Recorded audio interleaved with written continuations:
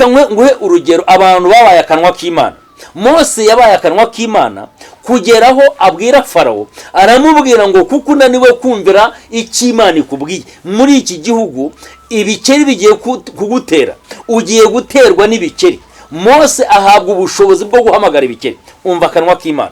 Iyo uri akanwa k'Imana, yafashe inkona yikubita hasi, igihugu cyose cyuzura inda, no mu myenda ya Farawo zinjiramo.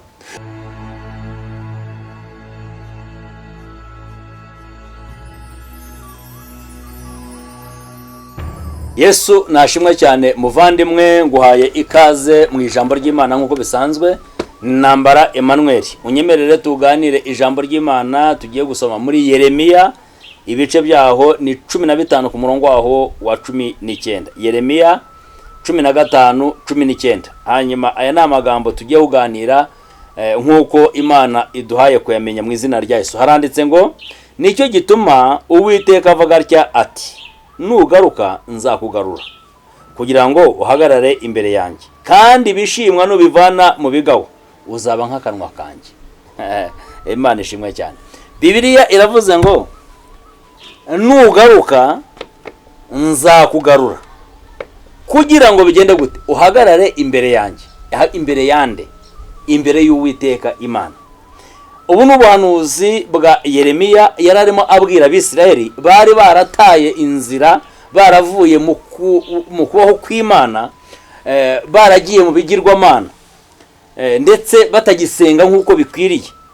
Hanyuma umuhanuzi rero Imana iramusanga, iramubwira ngo mbwirira ubwoko bwanjye, mbwirira abantu, ubabwire ngo nteze amaboko, ndi ku rugi rw'imitima yabo, ubambwirire ngo nimugaruka nzabagarura kugira ngo mubashe guhagarara imbere yanjye. Ndimo ndashaka kukubwira iki muvandimwe? Mu buzima busanzwe bwa buri munsi, isi tugezemo ya none, abantu bananiwe kubaha Imana ariko bazi Imana. Abantu bananiwe kubaha Imana ariko bazi Imana. Abantu bananiwe kugendana n'Imana ariko bazi ko kuyisenga bibaho. Ndetse kugera ku rwego sekibi yinjiye mu mitima, kugera ku rwego umuntu ashobora kuba mu rusengero ariko ugasanga ararutwa n'uba hanze.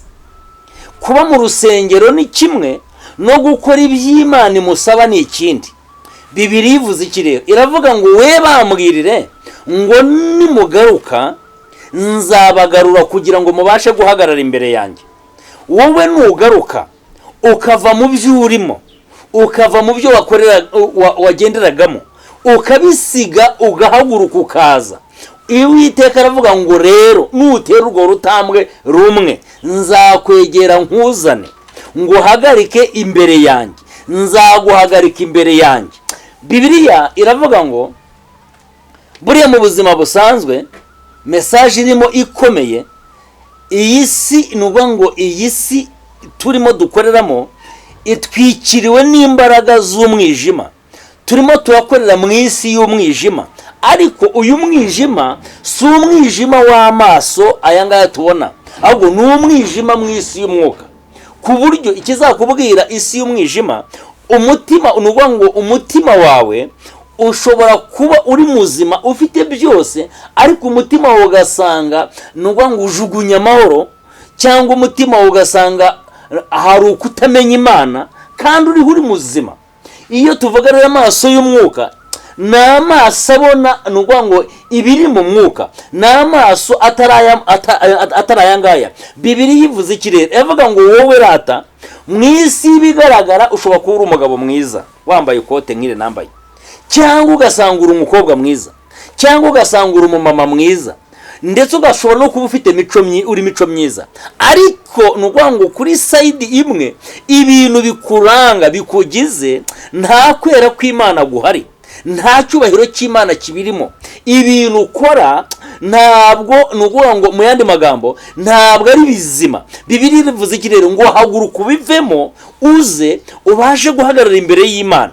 Nuhagarara imbere y'Imana, Bibiliya ivuze iki? Bibiliya ivuze ngo nuvana rero, nyuma y'uko wahagurutse ukaza, nuvangura ibishimwa ukabivana mu bigawa, icyo gihe Imana ikintu iri bukwiture cyangwa ikintu Imana iri bugukorere, iraguhindura akanwa kayo. Akanwa k'Imana gakora iki? Akanwa k'Imana kararema.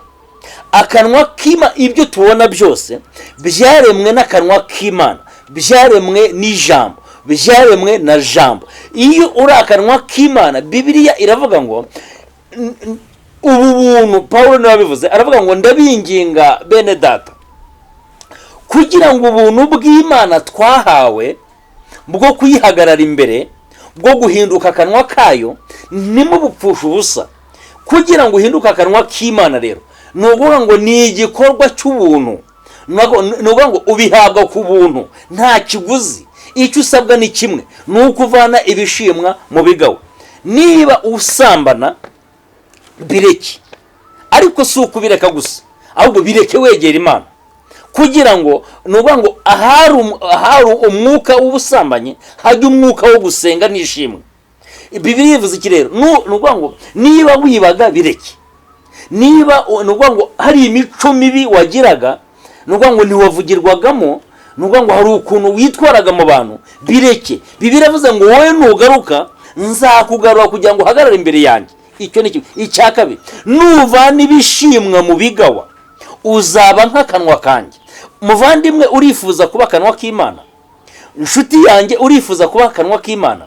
Ni ukuvuga ngo wowe ibintu byari bikugize bireke. Ni ukuvuga ngo ibyakurangaga bireke, kuko ni ukuvuga ngo hari uko abantu bakuzi. Iyo abantu bagiye kukuvuga baravuga ngo mujinya cyangwa se bwankara. Ese ni ukuvuga ngo iyo abantu bagiye kukuvuga hari uko bakuvuga. Ni ukuvuga ngo wa musore w'ikirara, wa mukobwa w'indaya, ese wa mumama w'amahane, wa mumama uca inyuma umugabo we. Ni ukuvuga ngo hari uko abantu bakuzi. Muvandimwe, Bibiliya ivuze iki? Ivuga ngo aho hantu uri have, uze, ngwino ibyo bintu byihorere, ngwino. Ni ukuvuga ngo utera urutambwe rumwe. Numara gutera urutambwe rumwe, Uwiteka nyir'icyubahiro izindi araziguterera kugira ngo ubashe guhagarara imbere y'Imana. Nubasha guhagarara imbere y'Imana, umva ikintu kirimo inyungu irimo. Iravuga ngo numara kuhahagarara rero, urahita ukora ikintu bita ivangura. Mu yandi magambo, amasaka urayakuramo amabuye, cyangwa se ni ukuvuga ngo ibishyimbo urabikuramo amabuye. Urakora ikintu bita ivangura. Uravangura, uvangura ibintu bibi byakubagamo bikuremo, ibyiza ubisigarane. Icyo Imana iri bugukorere muri bya bintu uvanguye, Imana irahita ishyiramo ikindi kintu gikomeye, iraguhindura akanwa kayo. Reka nguhe urugero abantu babaye akanwa k'Imana. Mose yabaye akanwa k'Imana kugeraho abwira Farawo, aramubwira ngo kuko unaniwe kumvira icyo Imana ikubwiye, muri iki gihugu ibikeri bigiye kugutera, ugiye guterwa n'ibikeri. Mose ahabwa ubushobozi bwo guhamagara ibikeri. Umva akanwa k'Imana. Iyo uri akanwa k'Imana, yafashe inkoni ayikubita hasi, igihugu cyose cyuzura inda, no mu myenda ya Farawo zinjiramo. Ni ukuvuga ngo inda zitatinya umwami, ni ukuvuga ngo n'abajenerali zirabataka. Inda ni ukuvuga ngo zihamagawe n'urutoki rw'Imana, ariko biciye mu kanwa ka Mose. Nuhinduka akanwa k'Imana urarema. Nuhinduka akanwa k'Imana ibitari biriho urabihamagara bize. Nuhinduka akanwa k'Imana urahinduka udasanzwe. Nuhinduka akanwa k'Imana, ndeka nguhe urundi rugero. Umunsi umwe umukozi w'Imana bita Elisa amaze gukurwaho Eliya, yageze mu mudugudu. Abanyamudugudu baramubwira bati rero databuja, uyu mudugudu uburyo ureba ni mwiza, biragaragara ko ari mwiza, ariko muri uyu mudugudu harimo ikibazo gikomeye cyane. Amazi y'uyu mudugudu ararura, amazi y'uyu mudugudu arica, amazi y'uyu mudugudu araramburuza, amazi y'uyu mudugudu ni ukuvuga ngo ntanyobwa. Bivuze iki? Bisobanuye iki? Umuntu ashobora kukureba agasangura umugabo mwiza, ariko amazi akurimo arura. Umuntu ashobora kukureba agasangura umukobwa mwiza, ariko amazi akurimo arura. Umuntu ashobora kukureba agasanga uri umubyeyi mwiza, washokoje, wambaye neza, ndetse n'imyenda ihenze, wisize, usa neza, ariko amazi akurimo arura. Bibiliya ivuze iki rero? Bibiliya ivuga ngo Elisa babanza kumubwira ikibazo umudugudu ufite. Ni ukuvuga ngo ikibazo gihari ngiki. Ese wowe iyo wirebye ikibazo ufite urakizi? Rimwe na rimwe ni ukuvuga ngo ntabwo ushobora gukira, ntushobora kuba muzima utarasobanukirwa ikibazo ufite. nusobanukirwa ikibazo ufite ni amahirwe yo gukira. Ese ikibazo ufite urakizi? Ni ukuvuga ngo dusenga Imana ugasanga abantu tuyivuga ku munwa ariko ibikorwa byacu biyihakana.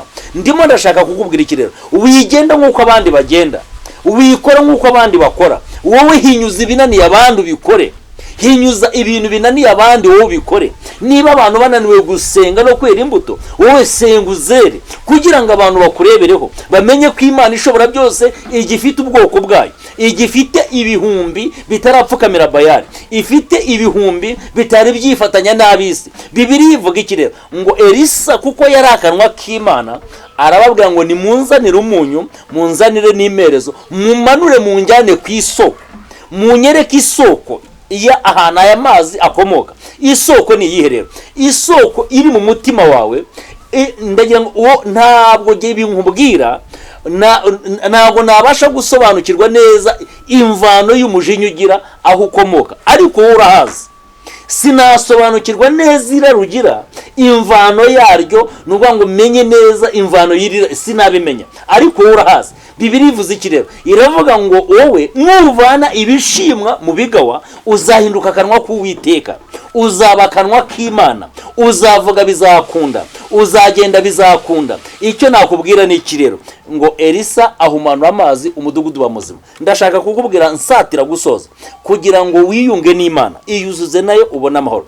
Vana ibishimwa mu bigawa uhinduka akanwa k'Uwiteka, uhinduka akanwa k'Imana. Muvandimwe, nicyo nkwifurije. Imana ishobora byose iguha umugisha. Kora ibinaniye abandi. Shalom, shalom.